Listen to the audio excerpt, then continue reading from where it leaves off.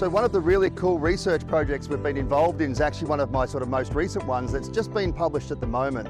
And we were looking at what happens when we stop omeprazole. What happens after we take the drug away in a population of high-performance racehorses? And we found a few really quite interesting things. One is that we found that within 3 days, the squamous lesions were back to pre-treatment values. So within 3 days, with these horses still in this environment, it's like we never treated the disease at all in the first place. So, you know, this disease can come back really fast if we can't manage the disease in terms of, you know, getting rid of the predisposing causes or the factors that contribute to disease. And I'll say that was a population of horses that were very well managed, but their lifestyle simply overwhelmed that in terms of particularly probably their exercise and the timing of their exercise being racehorses exercising first thing in the morning. And so, you know, we start to learn these things and we start to think about, well, why does this occur?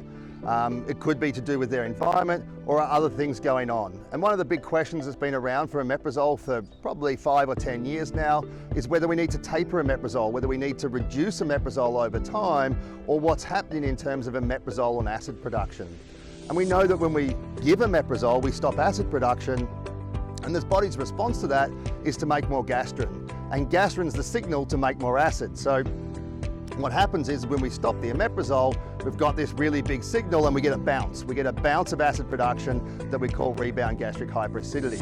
And so one of the things that we've been talking about for 5 or 10 years is whether we need to slowly take the omeprazole away to reduce that bounce. And actually our most recent research, and this is one of my favorite papers because I think it's going to be a paper that really changes what we do clinically and really impacts on clinical patients.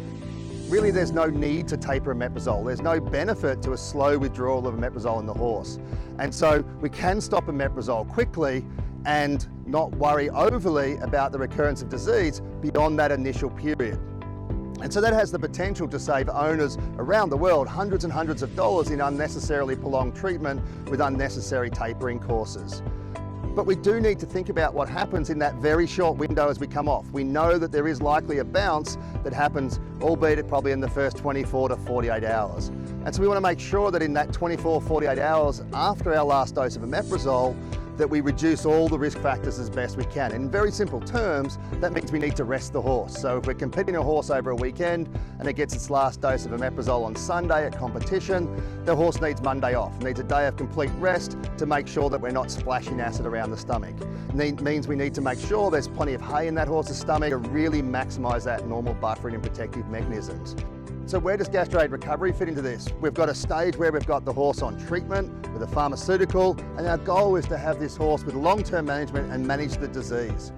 And GastroAID Recovery provides a really useful bridge. It allows us to provide this transition as the horse comes off treatment into the long-term management phase, and allows us to reduce the risk of the disease recurring and bouncing in that very short period as we come off omeprazole and before we get settled into our new long-term management phase of disease management.